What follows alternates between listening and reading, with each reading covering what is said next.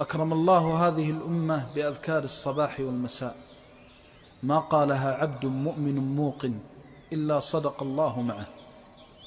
ما دمت تقرأ الأذكار فأبشر بكل خير، حتى ولو أصابتك مصيبة فإن الله يخرجك من ضيقها وبلائها وكربها بمثاقيل الحسنات التي لم تخطر لك على بال. ما حافظ عبد على الأذكار إلا شرح الله صدره،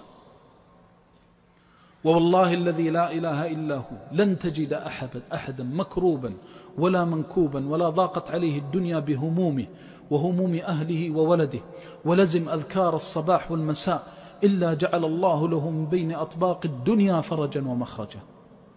وإنك والله لتعجب من بعضهم أن عليه من الهموم في نفسه وماله وأهله وولده لا يفتر من قراءة سنة النبي صلى الله عليه وسلم واتباع هديه في الصباح والمساء، وإذا بك تجده أشرح الناس صدرا وأكملهم يقينا، فبخ كم له من الأجر والدرجات العلى عند الله عز وجل بهذا اليقين.